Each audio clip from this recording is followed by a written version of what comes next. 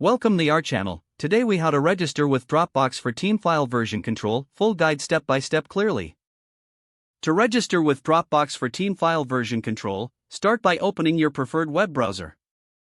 In the address bar, type in www.dropbox.com and press enter. On the Dropbox homepage, look for the Sign Up button located at the top right corner. Click on the Sign Up button to begin the registration process. You will be presented with a form that requires your email address. Enter a valid email address that you want to associate with your Dropbox account. Next, create a secure password for your account. Ensure it meets the recommended security criteria displayed on the screen. Once done, click the Create an Account button.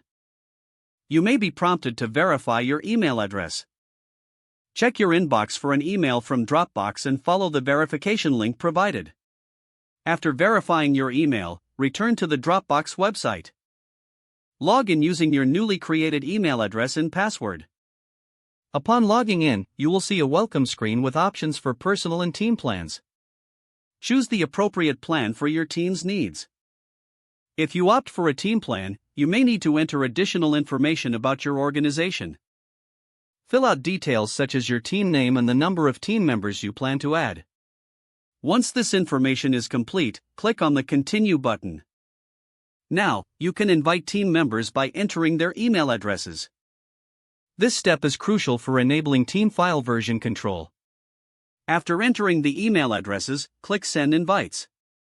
Dropbox will send invitations to your team members.